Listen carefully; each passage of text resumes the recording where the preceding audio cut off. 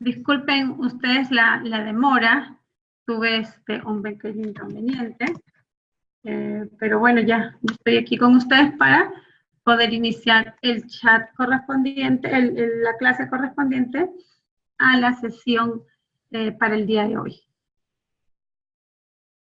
Ya saben, la mecánica, la modalidad es la misma, yo voy a irles explicando y ustedes si tuviesen alguna duda, alguna consulta, inmediatamente lo escriben en el chat porque lo estoy revisando de manera constante, ¿sí? Para poder seguir juntos. Entonces, en la clase anterior, nosotros dejamos el tema cuando estuvimos hablando del requerimiento, ¿no es cierto? Y ustedes se acordarán que dijimos pues que el requerimiento tiene que estar compuesto por la especificación técnica, en el caso de la contratación de bienes, por el término de referencia, en tanto estemos hablando de la contratación de servicios, o el expediente técnico de obra cuando hablemos de la ejecución de obra, ¿ya? En cuanto a los requerimientos, estuvimos conversando, ¿quién los elabora? A ver, chicos, ¿se recuerdan? ¿Quién elabora el requerimiento? El requerimiento lo elabora el área usuaria, ¿ok?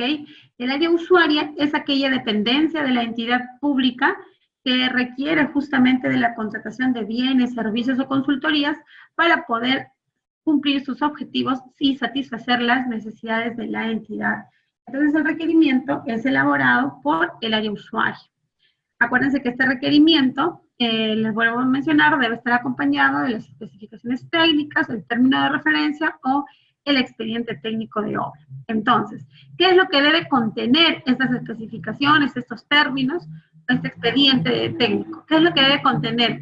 Deben contener las características esenciales del producto o del servicio que se desea contratar, debiendo definirse claramente qué es lo que necesitamos, para qué es que necesitamos determinado bien o determinado servicio, y también consignar las condiciones en las que esperamos que el postor ganador de la Buena Pro cumpla con nuestro requerimiento. En realidad, para mí, la etapa o la parte o el documento más importante de la contratación pública viene a ser el requerimiento, porque este requerimiento es la partida de nacimiento de todo procedimiento de selección y de toda contratación en realidad.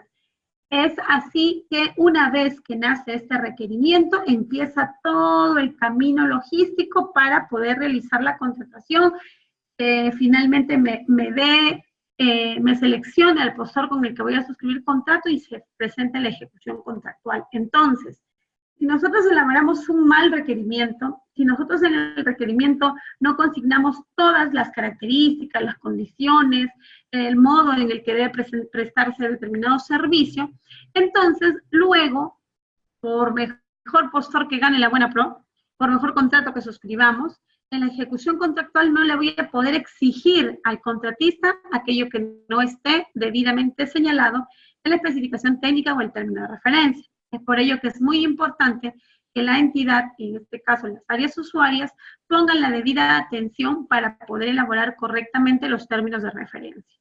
Un alcance es que, por ejemplo, el OCE ha emitido varios instrumentos que, por ejemplo, se denominan cómo elaborar especificaciones técnicas o términos de referencias eficientes, ¿no? Nos da unas pautas, unas líneas de qué es lo que debería contener como mínimo esta especificación o este término de referencia que termina pues en un requerimiento, ¿ah? Entonces, aparte de todas esas características, condiciones, plazos, penalidades, etcétera, que se puedan colocar en el requerimiento, también deben ir necesariamente los requisitos de calificación.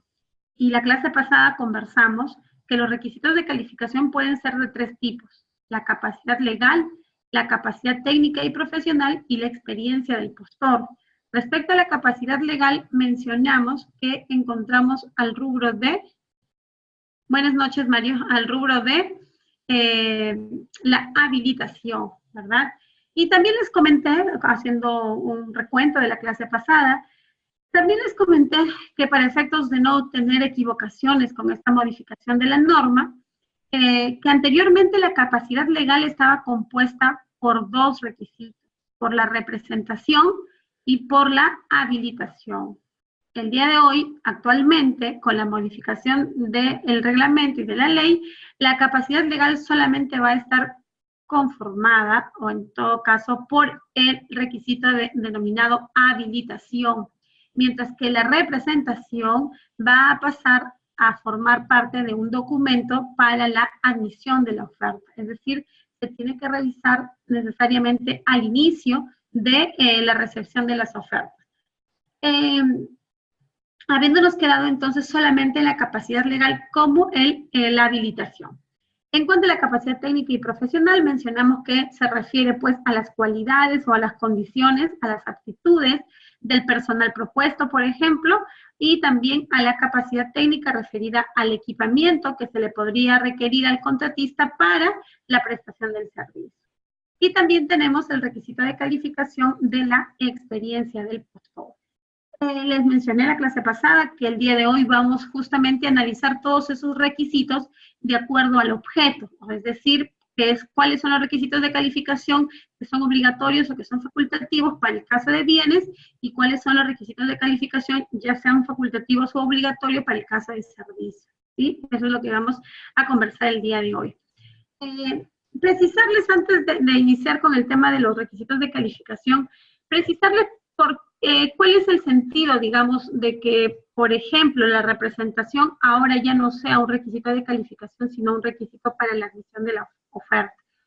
No significa que no lo van a presentar, igual es un documento que lo tienen que presentar. El tema es el tiempo o el momento en que ese documento es evaluado por el comité.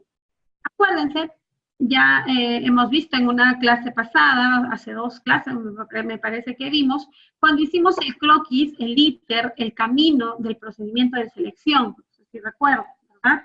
Dijimos que primero es la convocatoria, el registro de participantes, la presentación de consultas, la absolución de ese pliego de consultas y observaciones y la integración de bases, que ahora se hace de manera simultánea. Luego tenemos la presentación de las ofertas. Y ya cuando estamos en la presentación de las ofertas, el comité debe proceder a realizar la evaluación y calificación de las propuestas presentadas. En este caso, cuando hablamos de la licitación pública para bienes y el concurso público para servicios, y la licitación pública para obras también, dijimos que primero se realiza la etapa de evaluación y luego la etapa de calificación. Antes de estas 2 etapas, primero la etapa de admisión. ¿Y a qué se refiere la etapa de admisión? En la etapa de admisión, el comité de selección revisa los documentos de presentación obligatoria, solamente ello. No revisa ningún factor de evaluación y tampoco no revisa ningún requisito de calificación. Es decir, las etapas van precluyendo y van avanzando. Entonces, vamos a imaginar que nos encontramos nosotros en la etapa de admisión de las ofertas. En este momento solamente me voy a preocupar por revisar los documentos de presentación obligatoria. Vamos a imaginar que hay un postor que no ha presentado el documento referido a su personal clave. Yo no puedo declarar la oferta como no admitida, porque los requisitos de admisión ya los cumplió. En este caso, cuando no cumple un documento de admisión, entonces la oferta queda no admitida. Y cuando la oferta no cumple con los requisitos de calificación, la oferta queda descalificada. Entonces es importante conocer el momento y en el que la oferta puede quedar no admitida o en todo caso descalificada, ¿ya? Y en el caso de la licitación pública para bienes, para obras y en el caso del concurso público para servicios, ya les mencioné, primero realizamos la etapa de la admisión. Luego de ello verificamos que las propuestas presentadas cumplan con todas las características técnicas de los bienes solicitados y después de ello pasamos a la etapa de evaluación, etapa en la que el comité tiene que asignar puntajes a los postores de acuerdo a los factores de evaluación que estos hayan consignado y que hayan acreditado su cumplimiento. Luego de ello señala la norma que solamente al primer y segundo lugar en orden de apelación debe procederse a revisar los requisitos de calificación. ¿Se dan cuenta? Recién en ese momento pasaremos a ver los requisitos de calificación y que pueden ser la capacidad legal, la capacidad técnica y profesional o la experiencia del. Entonces, hasta allí todo claro para poder justamente hablar sobre esos requisitos de calificación. Recuerden, por favor, que si tienen alguna pregunta, alguna duda que surja en el momento, me la hacen saber. Entonces, esos requisitos de calificación han ido cambiando con producto también de las modificaciones de la norma. Recuerden entonces, en esta lámina se les menciona pues que los requisitos de calificación eso también debe quedar claro, ¿sí? Les mencioné la semana pasada. Los requisitos de calificación tienen que incluirse necesariamente en el requerimiento, porque el único autorizado a consignar un requisito de calificación es el área usuaria, no el comité, ni la oficina de logística, ni el titular de la entidad, ni los miembros de OSI, ni nadie. Los únicos encargados de consignar los requisitos de calificación es el área usuaria al momento de elaborar el requerimiento, ¿ya? Y deben ser, lo que va a hacer el comité simplemente es trasladar esos requisitos de calificación a las bases estandarizadas, las va a ir copiando una a una. Entonces, para ello, de manera didáctica, se acaba de publicar el tablero de los requisitos de calificación. Se los voy a pasar igual por un link y el día de hoy vamos a conversar sobre eso. Voy a compartir mi otra pantalla, por favor me confirman si pueden ver.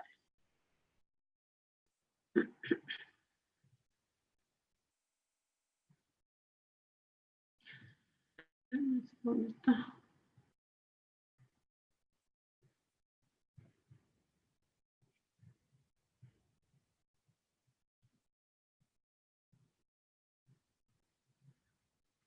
Ok. Permítanme abrir el archivo.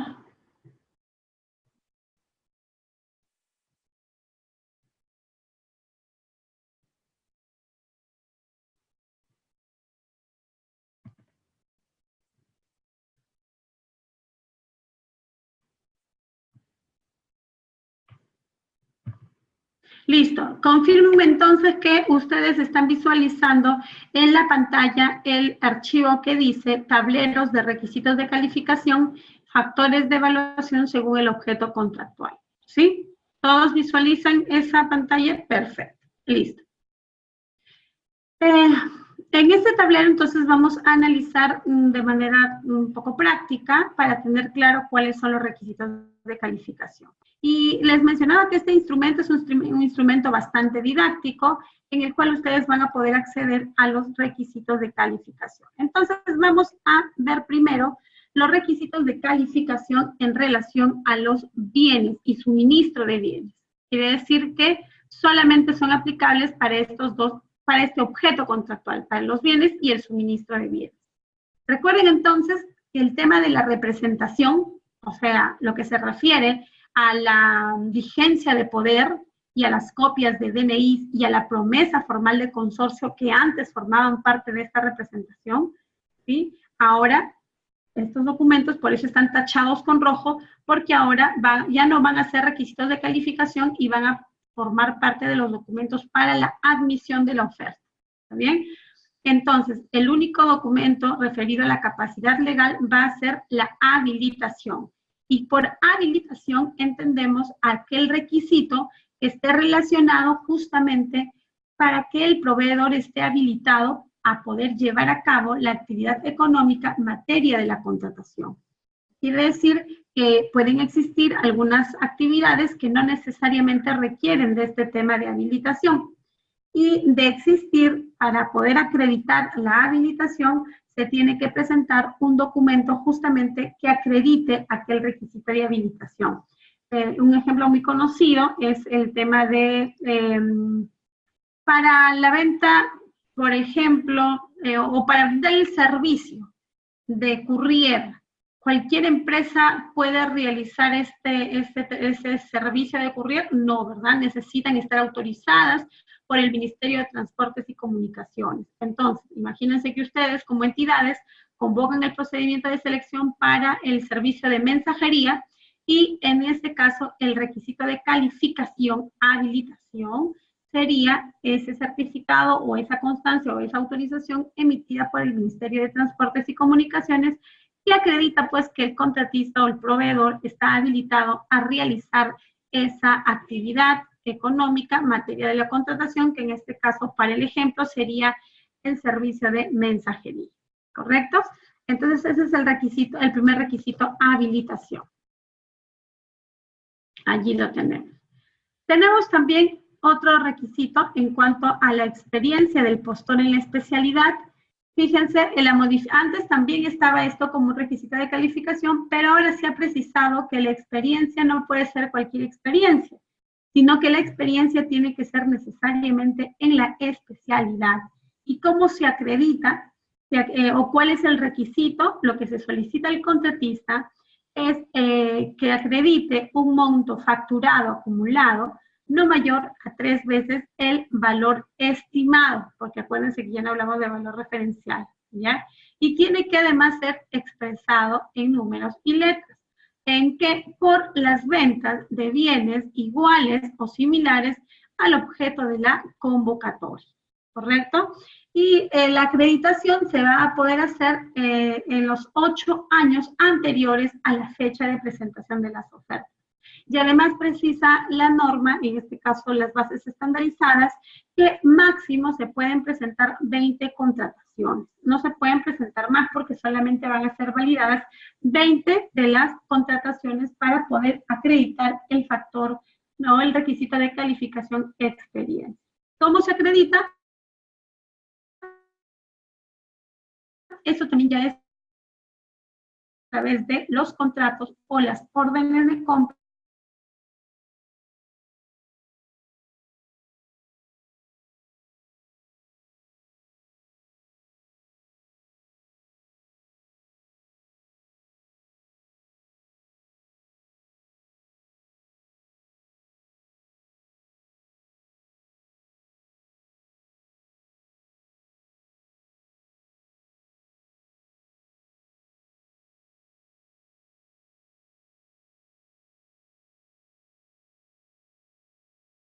con un reporte justamente que se ha agregado actualmente en las nuevas bases estandarizadas, es que también se puede acreditar el pago con una nota de abono, ¿ya? Y además, con cualquier otro documento emitido por entidad del sistema financiero que acredite el abono, ¿ya? O mediante la cancelación del mismo en el documento o en el comprobante de pago. Y también se ha eliminado esa gran palabrita, entre otros. Es decir, única y exclusivamente se va a poder acreditar la experiencia a través de estos documentos que les acabo de mencionar. Ya no está dejando la posibilidad a que pueda ser, entre otros, y que el contratista presente cualquier otro documento y que finalmente el comité tenga que validarlo porque la misma norma permitía que pudiera presentar cualquier otro.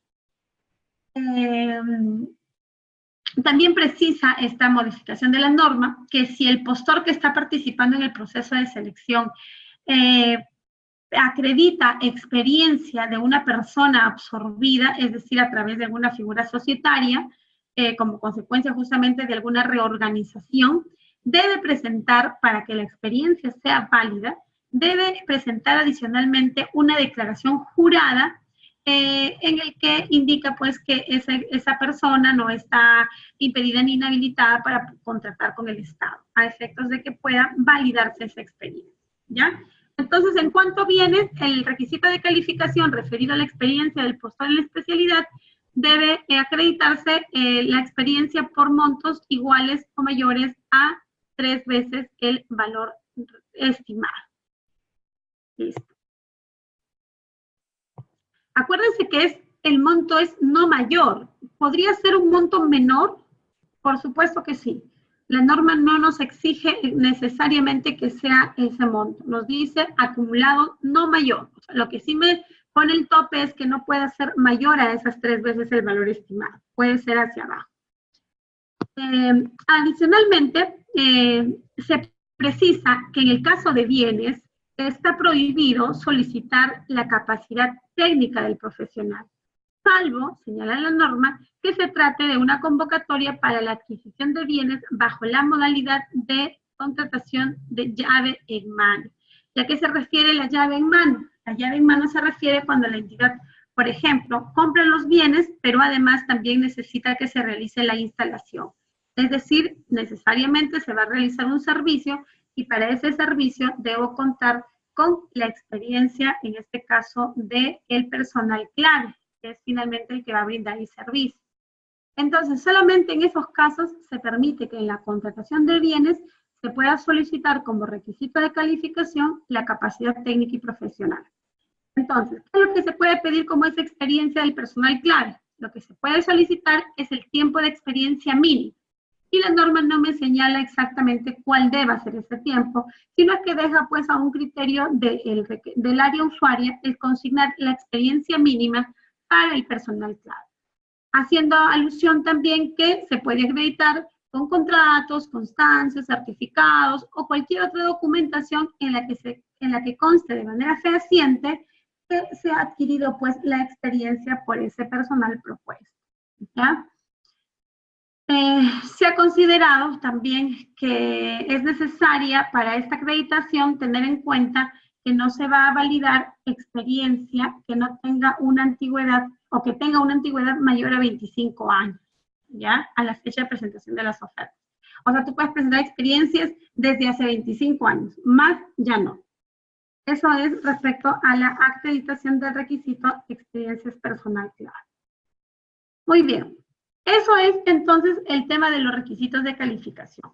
Vamos a ir hablando conjuntamente del requisito de calificación y del factor de evaluación, ¿sí? Para poder tratarlos de una vez.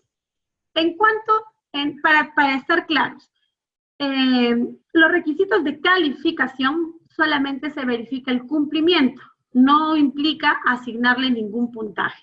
Cuando nosotros hablamos de requisitos de calificación, nos encontramos en la etapa de calificación de las ofertas y solamente vamos a verificar el cumplimiento de esos requisitos, nada más. Si no se cumple, definitivamente la oferta entonces será declarada como descalificada. Ahora sí, pasamos a la etapa de, en este caso, de evaluación para poder hablar sobre los factores que sí pueden recibir puntaje para poder seleccionar al postor, obviamente que tenga el mejor puntaje y con ese será con el que se suscriba el contrato. Entonces, en el caso de los bienes y los suministros de bienes, tenemos que la norma señala que se pueden aplicar cualquiera de estos factores de evaluación, ¿ya? En el caso del precio, se puede solicitar como factor de evaluación el precio. Y en el precio, para darle el puntaje, la norma señala, y esto no es nada nuevo porque ya se ha venido manejando así, asigna una fórmula para poder asignar puntajes, de tal forma que al precio más bajo se le otorga el puntaje más alto por ese factor de evaluación y a las demás inversamente proporcional. ¿Cómo obtengo ese puntaje? Aplicando la fórmula que señala la norma. ¿Cómo se acredita el factor de evaluación precio? Se acredita con un documento, una declaración jurada, que obre en la oferta y que detalla el precio total de su oferta. También se puede evaluar, es decir, ponerle puntaje al plazo de entrega.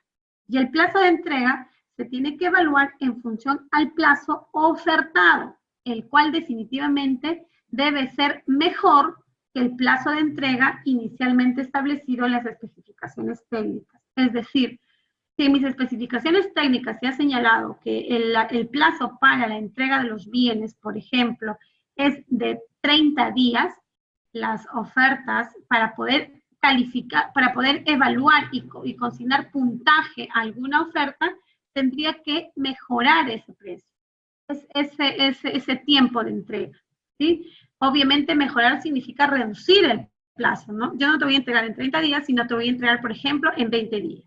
Es así entonces que se acredita el factor plazo de entrega. ¿Y cómo se acredita? Con una declaración jurada en la que textualmente señale cuál será el plazo de entrega.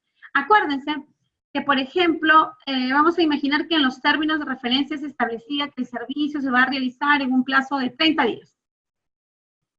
Sin embargo, ustedes en sus ofertas como postores ofrecen que va a ser en 20. ¿Cuál será la cantidad de días para la ejecución que deba ir en el contrato? ¿Los 30 que señalaba en el término de referencia o los 20 que usted ha señalado en su oferta? ¿Qué creen ustedes? ¿Cuál será el plazo? A ver si están. El plazo tendría que ser el que se ha declarado en la oferta. Ese es el plazo que se va a considerar. Ya no el plazo que se consignó en la especificación técnica, sino el que se comprometieron a cumplir. Otro requisito de habilitación es la sostenibilidad ambiental social, que es un requisito, es un factor de evaluación que ya lo teníamos manejando y que permite o que pide que se cuente con una certificación del sistema de gestión de la responsabilidad social. ¿Y cómo se acredita? Se acredita a través de un certificado estándar que tiene la denominación SA 8000-2014. También se puede o se evalúa el haber sido reconocido como una empresa hídricamente responsable del programa Huella Hídrica. ¿Con qué se acredita esto? Con un certificado azul emitido por la Autoridad Nacional del Agua. O sea, ya me imagino que ahorita todos los postores están, los proveedores del Estado están como locos tratando de conseguir justamente estas certificaciones, porque son certificaciones que van a asignar un puntaje y que pueden ser justamente la diferencia entre que mi oferta gane la buena prueba. ¿Ah? Otro factor de evaluación que tiene puntaje es la protección social y el desarrollo humano. En este factor de evaluación se evalúa haber sido reconocido como empresa segura, libre de violencia y discriminación con la mujer. Además, también se puede evaluar la inscripción de la empresa en el registro de empresas promocionales para personas con discapacidad. Estas evaluaciones se acreditan con el certificado de empresa libre de violencia y discriminación con la mujer, y en el caso del registro de empresas promocionales se acredita con la constancia de inscripción que le otorga el Ministerio de Transportes y Promoción del Empleo. ¿Correcto? Con esos dos documentos se puede entonces acreditar el factor de evaluación de protección social y desarrollo humano. Tenemos también otro factor de evaluación denominada la integridad en la contratación pública. En este caso lo que se evalúa es que se cuente con un certificado del sistema de gestión antisoborno. Yo no sé actualmente cuántos proveedores tendrán este certificado del sistema de gestión antisoborno.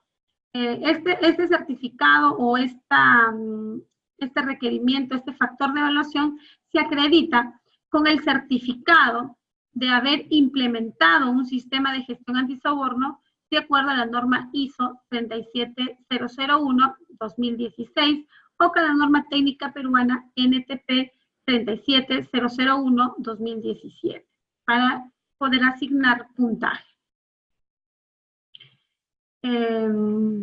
También tenemos como factor de evaluación la garantía comercial del postor. En este caso se evalúa en función al tiempo de la garantía comercial ofertada por el postor, el cual debe superar el mínimo de garantía exigido en las bases. ¿Recuerdan cuando les puse el ejemplo del plazo? Y les he dicho que solamente se puede calificar aquello que mejore. Si nosotros habíamos dicho que mi plazo inicial era 30 días, ¿con qué mejoro el plazo? ¿Cuando ofrezco más días o cuando ofrezco menos días? La respuesta es obvia, ¿verdad? Cuando ofrezco menos días, porque eso es lo que está mejorando. En este caso, cuando hablamos de la garantía comercial del postor, estamos en la inversa. Lo que mejora es el mayor plazo de garantía. Vamos a imaginar que en mis bases solamente se ha requerido, o que en mi requerimiento se ha establecido, que la garantía comercial sea solamente de 6 meses. Pues bien, el comité puede tomar la decisión de incluir como factor de evaluación la garantía comercial del postor, pidiéndole a los postores que acrediten tiempos mayores por la garantía comercial del postor. Haciendo un paréntesis, para poder diferenciar el requisito de calificación del factor de evaluación, creo que podemos encontrar 2 o hasta 3 diferencias. Por ejemplo, en cuanto a quién le corresponde su elaboración. ¿Quién elabora los requisitos de calificación? A ver, chicos, díganme que están ahí. ¿Quién elabora el requisito de calificación?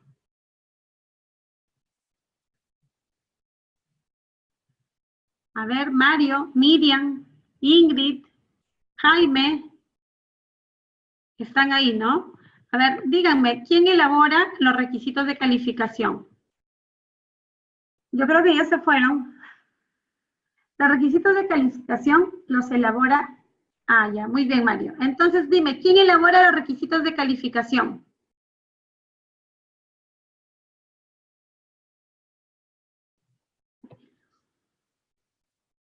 No, requisito de calificación. A ver, el requisito de calificación, acuérdense, que es la capacidad técnica, la experiencia y la representación, la capacidad legal. Esos son requisitos de calificación. Entonces, el requisito de calificación lo elabora el área usuaria, primera diferencia. El factor de evaluación lo elabora el comité. Ahí está la diferencia.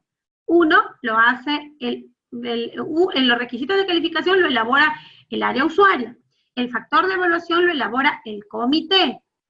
Otra diferencia, el requisito de calificación no tiene puntaje, solamente se verifica su cumplimiento.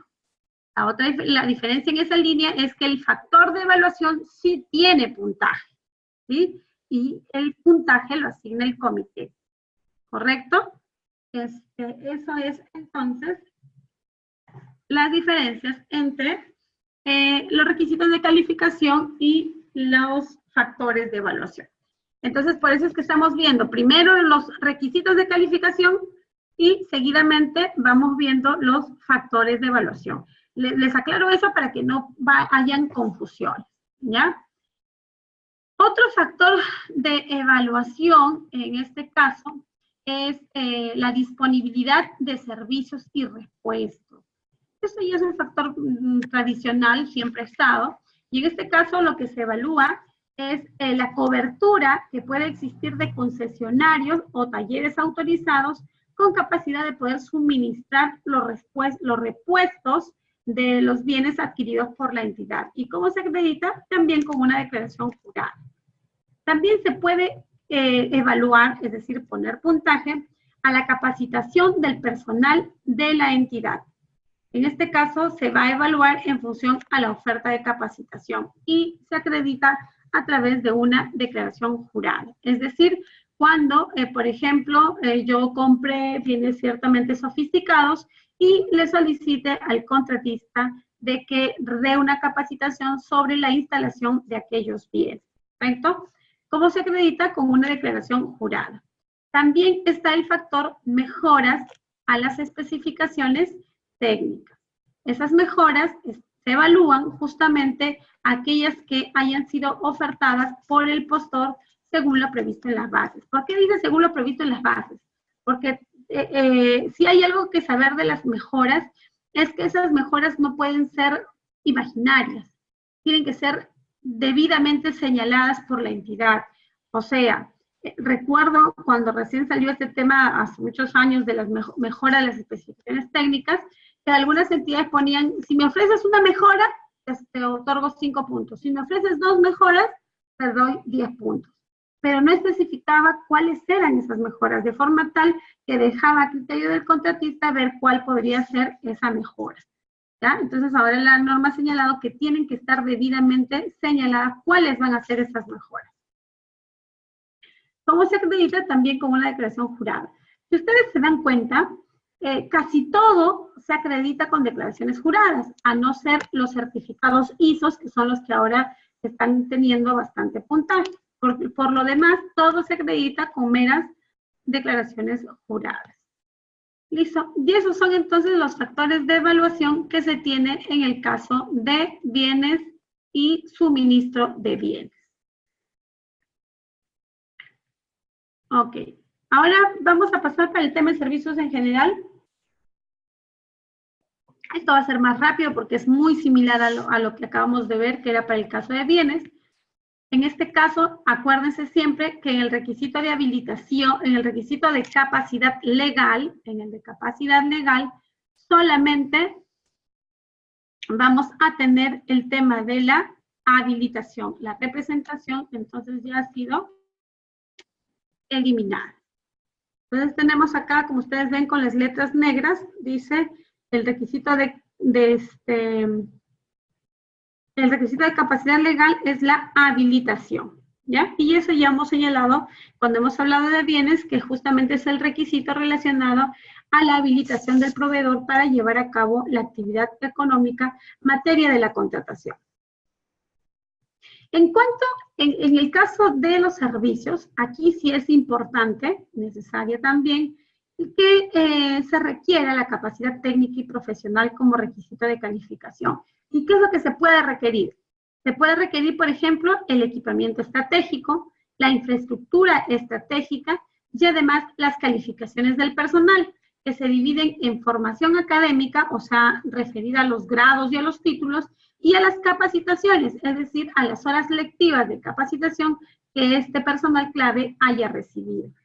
También tenemos como factor de evaluación a la experiencia del personal clave, ¿correcto?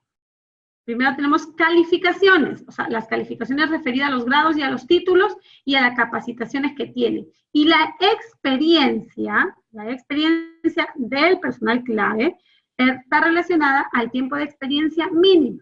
Y acuérdense que se puede acreditar cuando hablamos de experiencia con contratos, con su conformidad, con las constancias, con los certificados o cualquier otra documentación que de manera fehaciente demuestre y acredite que justamente el personal clave tiene la experiencia que está indicando, ¿ya?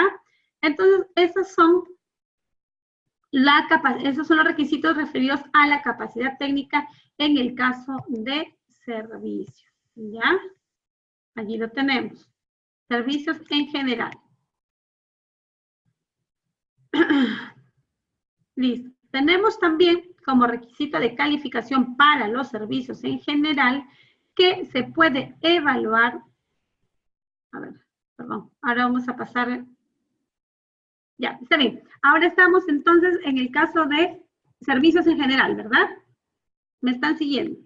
Tenemos entonces que también puede darse como un requisito de calificación la experiencia del postor en la especialidad, ¿sí? Y acuérdense que aquí también se va a poder solicitar como experiencia, igual que en el caso de bienes, 3 veces el valor estimado, ¿ya? Durante 8 años. Y también solamente podrá acreditarse por un plazo de, o con una cantidad de 20 contrataciones. Fíjense que es lo mismo, ¿ya? En cuanto a los factores de evaluación, ¿sí? En cuanto a los factores de evaluación, tenemos, a ver, chicos, me van a permitir un segundito, voy a poner el cargador de la máquina porque si no se nos va a apagar. Déjenme, por favor, un segundito,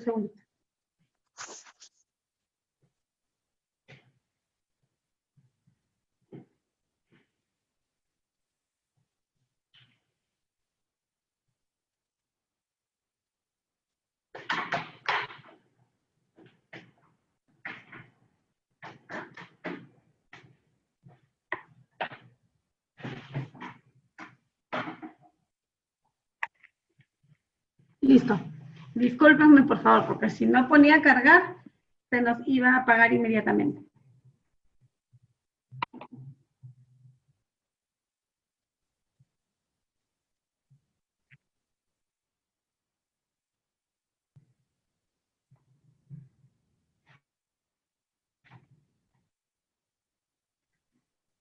Hola. Sí, ok. ¿Me siguen, verdad? Listo. Entonces ya vimos los requisitos de calificación en el caso de servicios en general. Ya vieron, ¿verdad? La representación, la capacidad legal, la experiencia del personal clave y la experiencia del postor. Ya hemos visto. Entonces, como ya vimos los requisitos de calificación, vamos a ver cuáles son los factores de evaluación que se pueden consignar en los servicios en general. Tenemos el precio, igual que en el caso de bienes, el plazo de la prestación del servicio, igual que en el tema de bienes, la sostenibilidad social y ambiental en la misma forma que se acredita con ISOs, con certificados, la protección social del desarrollo humano, que se puede también asegurar o acreditar con los certificados de empresa segura, libre de violencia y discriminación contra la mujer, o también se puede acreditar con las constancias de las empresas promocionales.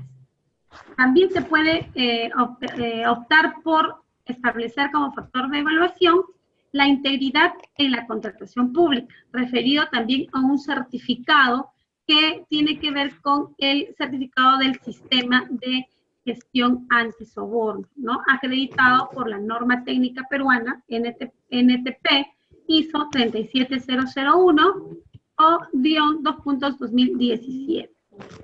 También se puede evaluar, es decir, poner puntaje.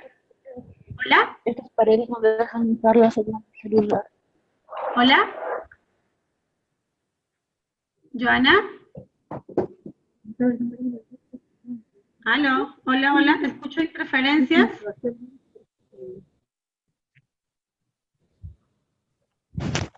¿Hola?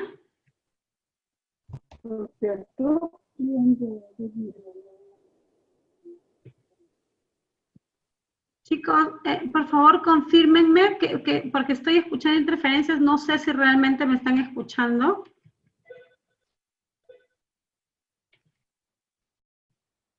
A ver, Joana, voy a llamar a Joana porque no sé qué está pasando. ¿Hola? Necesito su nombre.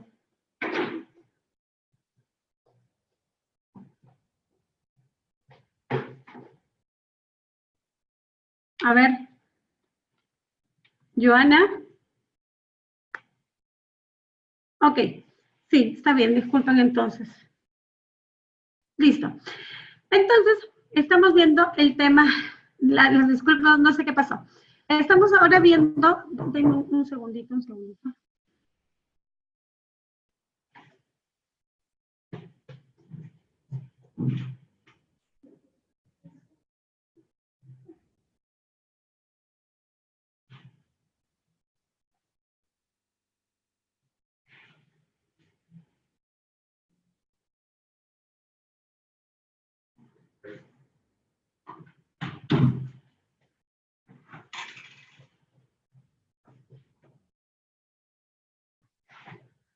Ya, ok. Seguimos entonces con los factores de evaluación que estamos justamente viendo en el caso de servicios en general, ¿correcto? ¿Hasta allí todo claro? Se dan cuenta que en el caso de bienes y servicios, tanto los requisitos de calificación como los factores de evaluación son bastante similares, ¿verdad? Si les preguntara, por ejemplo, ¿cuál es la diferencia entre los requisitos de calificación que se usan para los bienes y los requisitos de calificación que se usan para los servicios? Podríamos definir que en el caso de bienes no se debe solicitar la experiencia del personal clave, salvo que se trate de la contratación bajo la modalidad de llave en mano, solamente allí. En cambio, en el caso de servicios, allí sí está permitido que se evalúe la capacidad técnica y profesional. Y hemos visto, ¿qué es lo que se evalúa? La experiencia del personal clave, tanto con la obtención de títulos como en las capacitaciones, y además la experiencia de este personal clave. Adicionalmente a eso, también se puede pedir como requisito de calificación la experiencia del postor. Es distinta, es diferente la experiencia del personal clave a la experiencia del postor. En algunos casos puede coincidir. ¿Y a qué me refiero con que en algunos casos puede coincidir? Podría ser que yo, sea una persona natural y que en este caso postule a un procedimiento de selección y yo misma me ofrezca como personal clave. En ese caso, tendré que acreditar la experiencia como personal clave, adicionalmente a la experiencia como postor, ¿correcto? Eso entonces es lo que debemos tener en cuenta. Seguimos entonces con en cuanto a la consultoría en general, un segundito, que me está llamando. Chicos,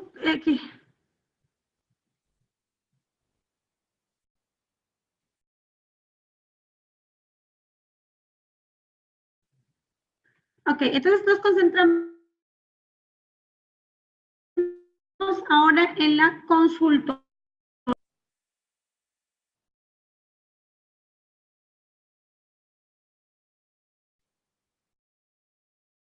Ok.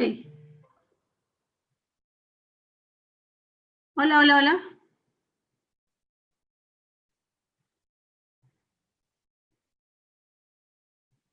Listo. Yo no sé, disculpen, algo está pasando porque al parecer se va por ratos, tal vez sea por el internet.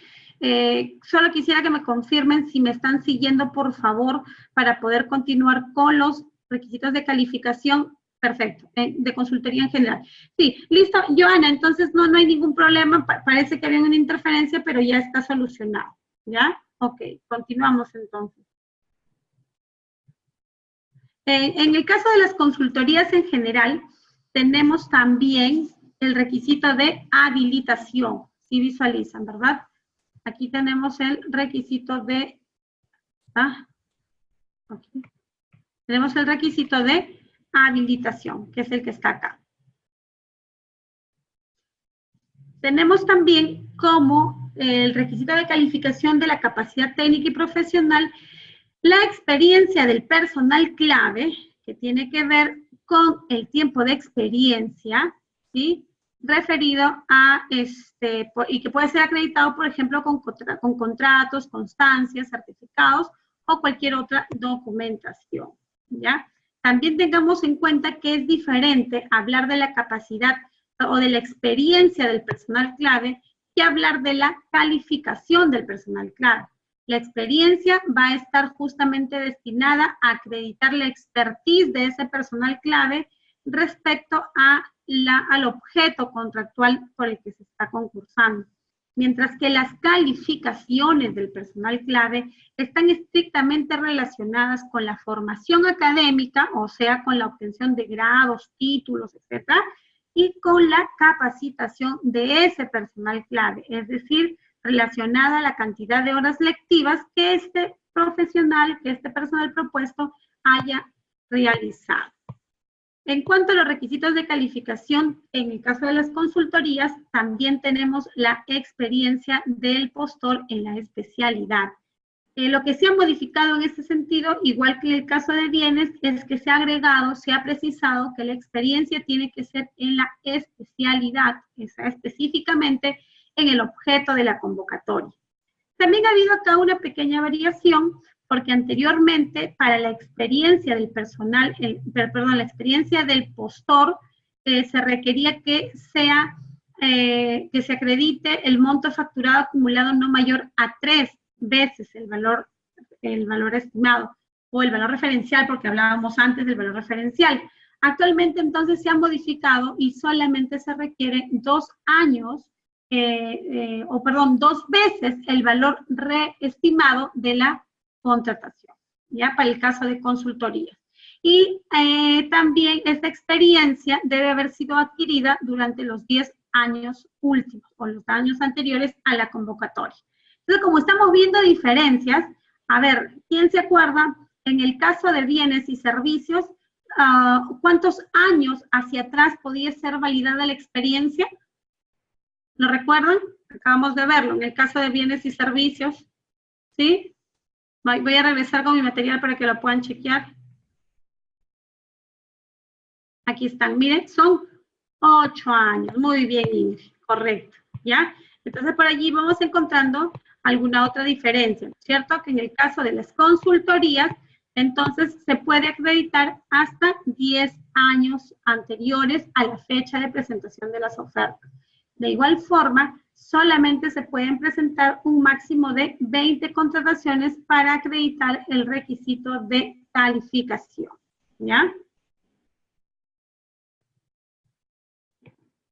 Listo.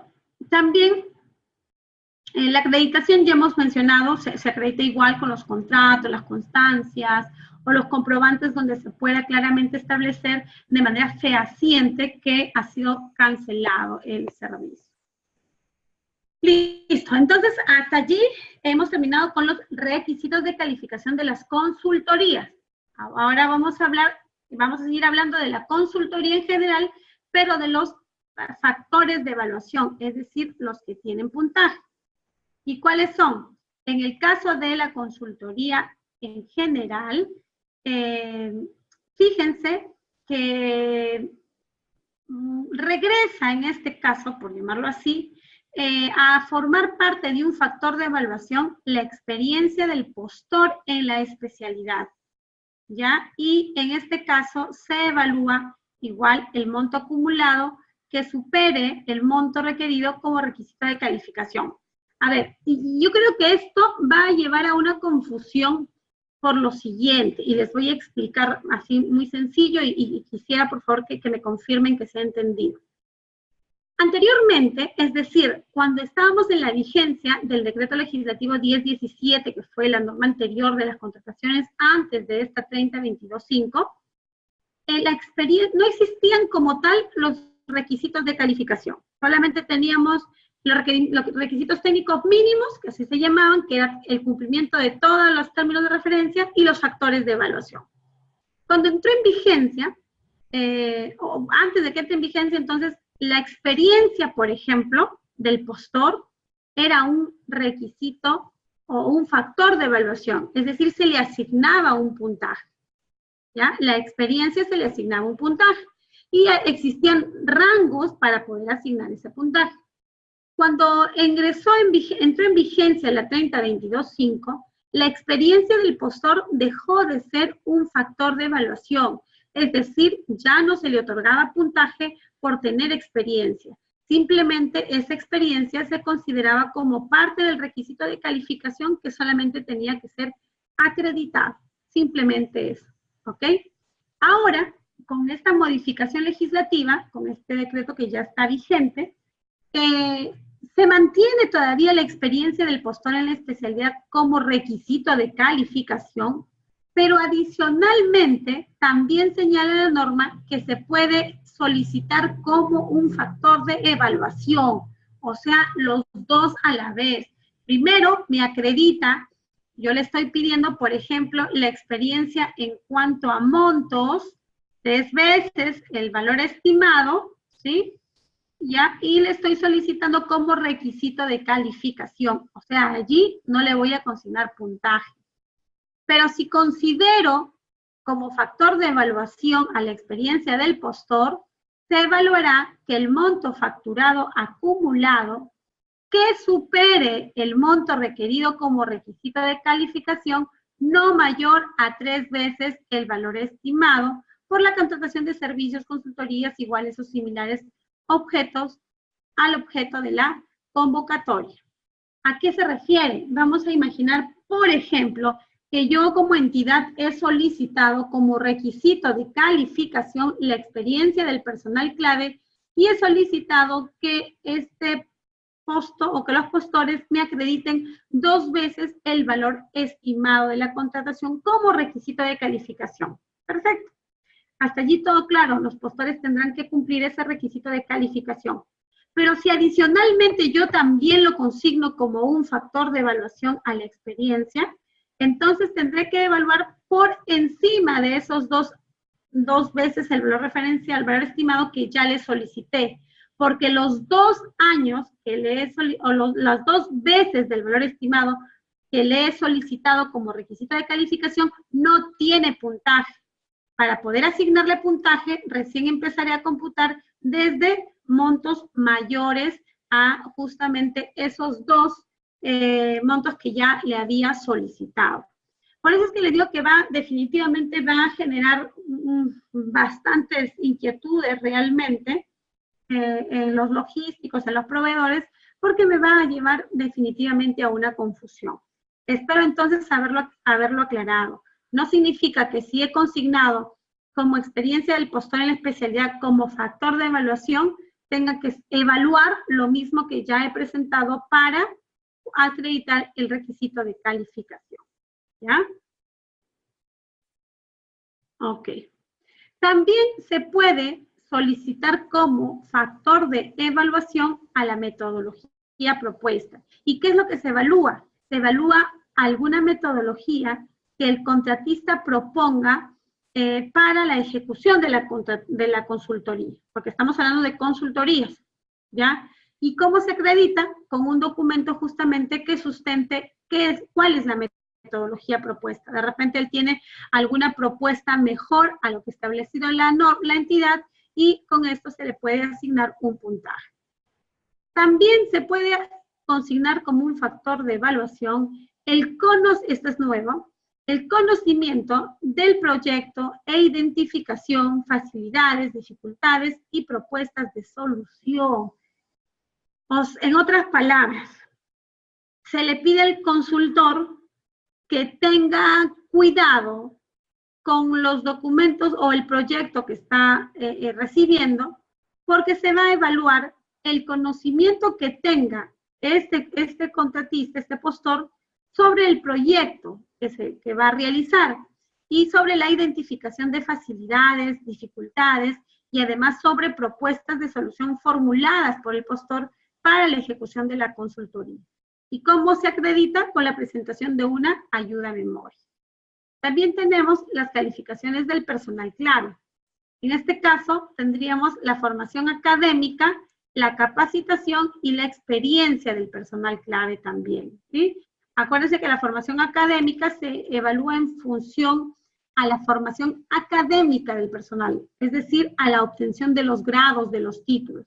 La capacitación, ya los mencioné, en relación a la cantidad de horas lectivas recibidas respecto a alguna determinada materia. Y la experiencia del personal clave ya se evalúa en función al tiempo de la experiencia en la especialidad del referido personal propuesto, ¿ya?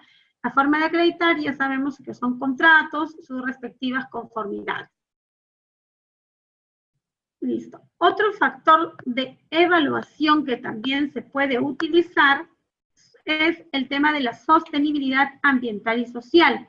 Acuérdense que este factor de evaluación se acredita con la presentación de certificados ISOs, ¿verdad? Allí pueden verificar cuáles son esos ISOs que pueden ser asignados, a los que se les puede asignar puntaje.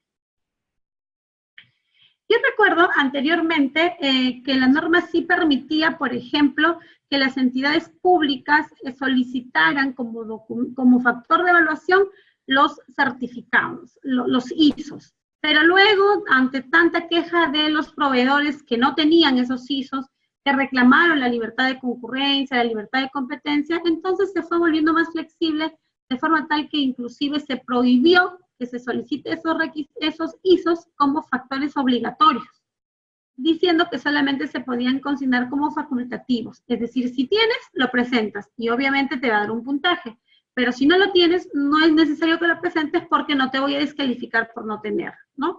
A la norma actual sigue la misma línea en el sentido de que solamente si lo presentas se te va a asignar puntaje, pero si no lo presentas, simplemente no se te dará ese puntaje, pero no implica que rechacen tu oferta. También se puede evaluar la integridad en la contratación pública. Ya les dije que se acredita con el certificado del sistema de gestión anti-soborno, ¿ya? Y finalmente, también dentro del factor de evaluación tenemos el precio. Ahora, actualmente, todo el precio, tanto para bienes, servicios, horas, se va a evaluar conforme a esta fórmula. A la más baja, el puntaje más alto, y a las demás inversamente proporcional, ¿ya? Dice, asignar un puntaje de 100 a la oferta del precio más bajo y otorgar a las demás ofertas puntajes inversamente proporcionales a sus respectivos precios según la siguiente fórmula. Y ahí se nos explica la fórmula. ¿Correcto? Listo, miren, entonces para yo no redundar en el tema, yo les voy a pasar este material porque es bastante repetitivo en el caso de las consultorías de obra. Como ven, también está la habilitación, también está en las calificaciones al personal clave, el equipamiento estratégico y la experiencia del postor en la especialidad que también debe ser requerida, ¿ya? Ahí están entonces, eso sería lo que podría mencionar respecto de los requisitos de calificación y de los factores de evaluación. Quisiera, por favor, saber si tienen alguna duda respecto de este tema para poder guiarlos, y si no, vamos a seguir con este resumen, ¿ya? Aquí, como ustedes pueden ver, ok, perfecto. Listo. Aquí, como ustedes pueden ver en este resumen, que también está en el tablero que les voy a pasar, ya se sintetiza de manera muy didáctica cuáles son los requisitos de calificación que existen en el caso, por ejemplo, de consultorías. Aquí está el resumen, ¿verdad? La habilitación de corresponder, y lo bueno es que señala si es que es obligatorio o facultativo. Fíjense, en el caso de consultorías de obra, es obligatoria solamente la formación académica, ¿ya? Y también la experiencia del personal clave. En el caso del equipamiento estratégico, es un requisito de calificación facultativo. ¿A qué se refiere con facultativo? Que va a depender netamente del área usuaria si incluye este requisito de calificación o no, ¿ya? En la parte de acá también tenemos el tema de los bienes. Acá está el resumen del tema de bienes. Y lo voy a regresar para que puedan visualizar. Solamente nos vamos a concentrar en el tema de los factores de evaluación para el caso de los bienes, ¿ya? Solamente para explicarles el tema de los puntajes. Y aquí tenemos, en el caso de los suministros, el resumen está así. Acuérdense, la capacidad legal, solamente la habilitación es obligatoria, pero si es que corresponde entregar ese certificado de habilitación o no. La experiencia del postor es facultativa, y la experiencia del personal clave, pero solo en los casos de llave en mano, también es facultativa. Acuérdense que cuando hablamos de obligatorio o facultativo es que cuando dice obligatorio, necesariamente tienen que ir en los requerimientos. Y cuando dice facultativo, es una decisión que le compete al área usuaria si consigna o no consigna ese favor, ese requisito de calificación. Entonces, pregunta, y por favor contéstenme. En el caso de bienes, ¿es obligatorio que la entidad requiera la experiencia del postor como un requisito de calificación? ¿Qué dicen ustedes? En el caso de bienes, no, ¿verdad? Exactamente. Entonces, eso quiere decir que podría un proceso de selección, un procedimiento de selección, por ejemplo, convocarse y no solicitarle la experiencia del postor en la especialidad y simplemente dejar que todos participen. ¿Esto se puede hacer? Sí. ¿Correcto?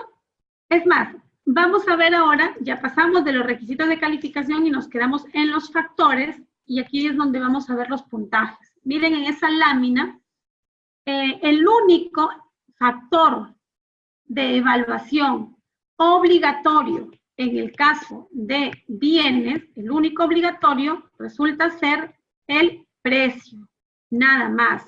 Visualicen, por favor, esta lámina que la tenemos allí. Fíjense ustedes. A ver, déjenme, ok. Está aquí. Ok, miren, el plazo de entrega, perdón, el precio es el único obligatorio. Quiere decir, por ejemplo, que una entidad puede convocar un procedimiento de selección y única y exclusivamente colocar como factor de evaluación el precio, ¿sí o no? La respuesta es sí. Y si el precio, aquí viene otra pregunta que ya no la voy a contestar yo, y si el precio es el único factor de evaluación que ha escogido la entidad, pregunta, ¿cuál es el puntaje que se le debe dar al precio? A ver, chicos. Yesenia dice 100. Por allí, a ver, Delia, Mario, Miguel, ¿cuál sería el puntaje?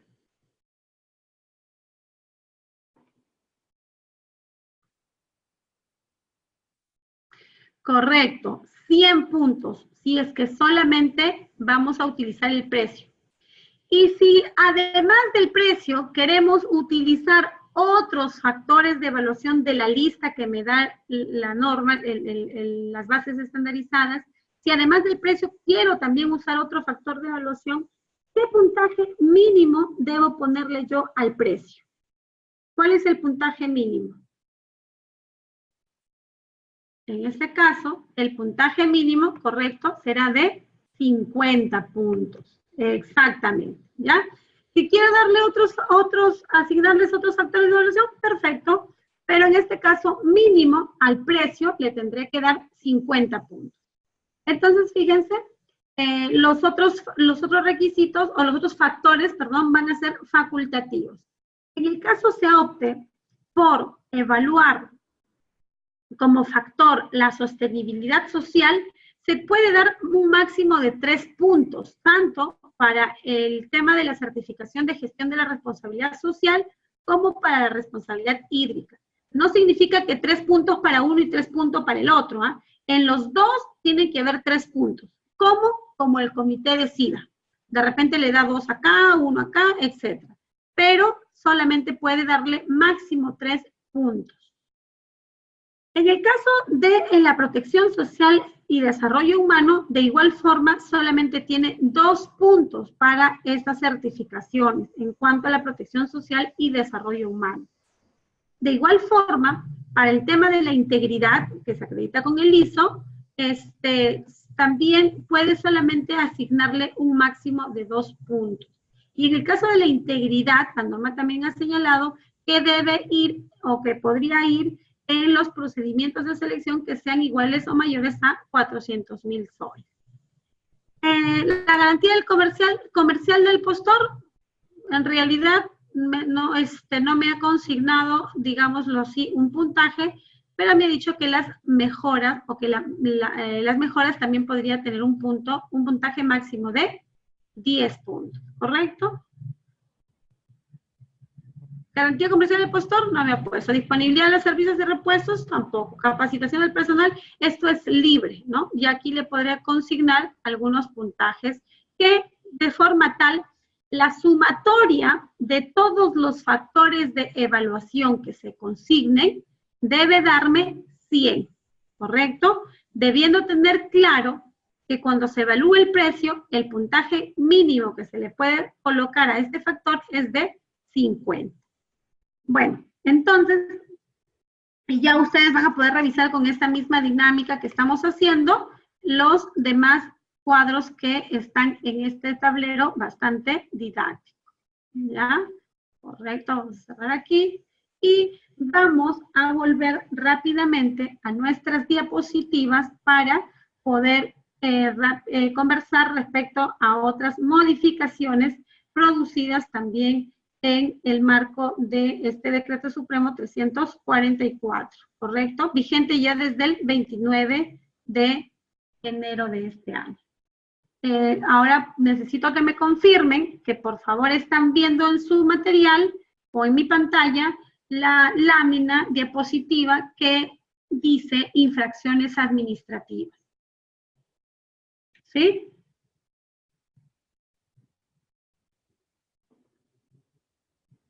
Verificamos, por favor, chicos, en la pantalla la lámina que señala infracciones administrativas. Ok, vamos a compartirla entonces. En un segundito. Ahora sí.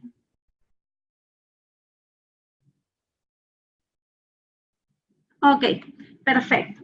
Entonces, seguimos avanzando en las modificaciones y nos corresponde hablar en este momento respecto a las infracciones administrativas. ¿Qué son las infracciones administrativas? Son, por llamarlo así, los tipos, las conductas administrativas desarrolladas ya sea por el contratista, la norma precisa, el subcontratista, el postor, el proveedor, etcétera. Me dice Miriam que no se ve. A ver. Déjenme un segundito.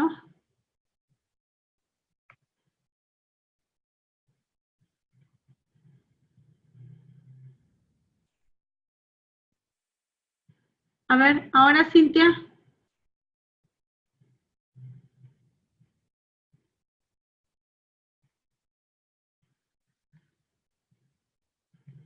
Ahora sí.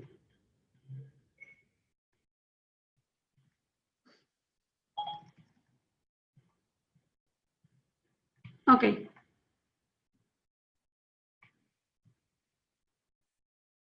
Listo, ahora confírmenme por favor que vemos la lámina. Ok, perfecto chicos, ya. Entonces rapidito para no dejarlos en el aire con esto de las infracciones administrativas.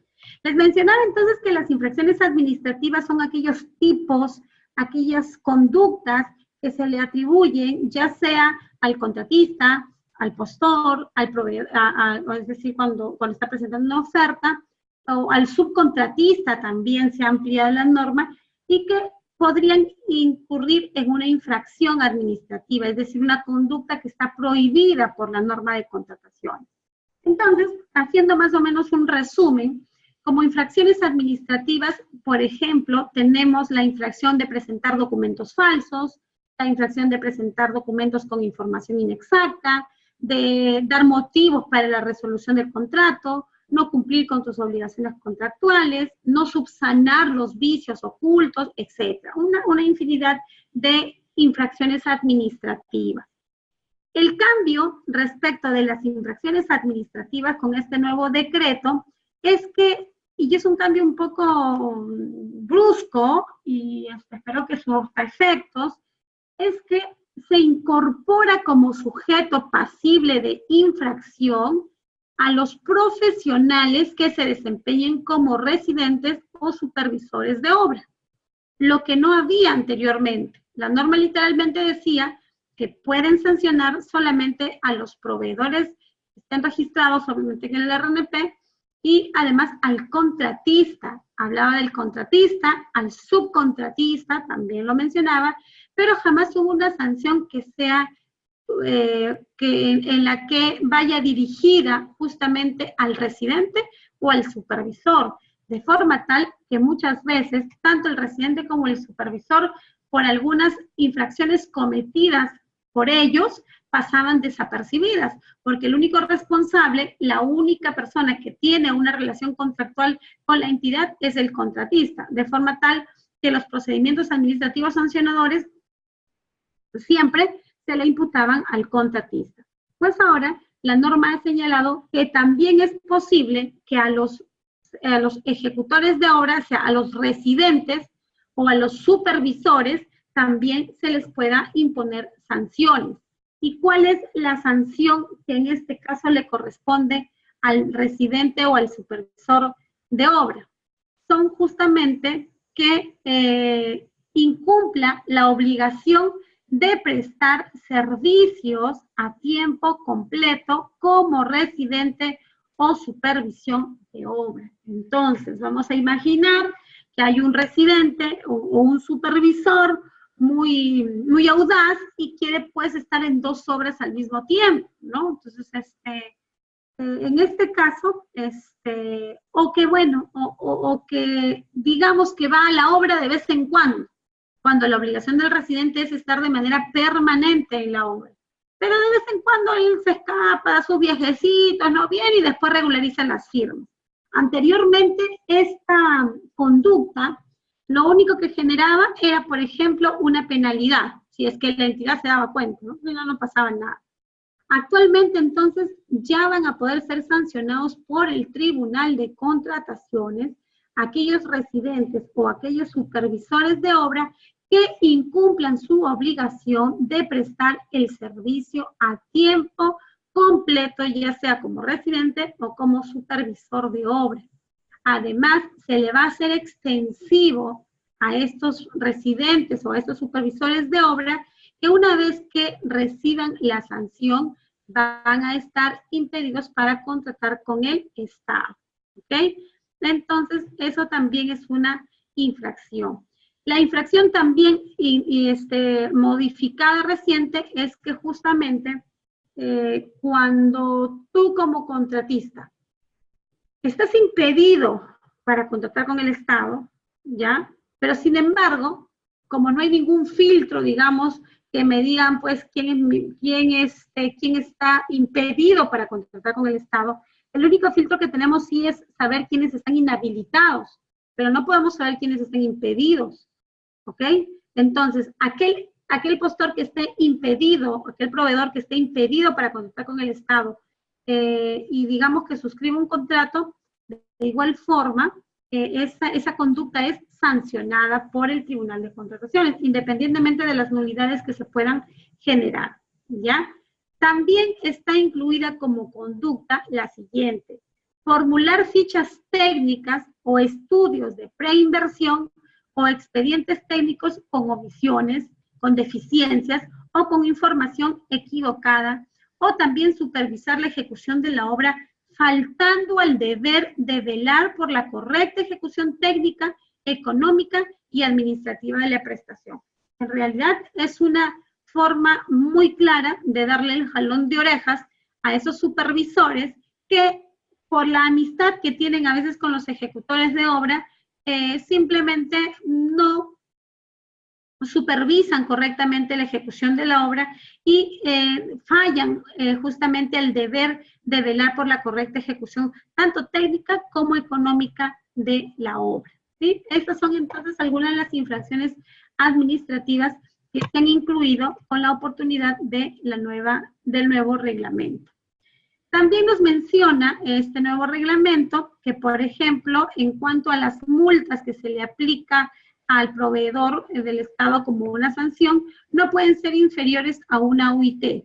Y además, que el hecho de no pagar la multa establece una medida de suspensión del derecho de participar en cualquier procedimiento de selección, e incluso para los procedimientos para implementar o extender la vigencia de los catálogos electrónicos de acuerdo marco y de contratar con el Estado por un plazo no menor a 3 meses ni mayor a 18 meses.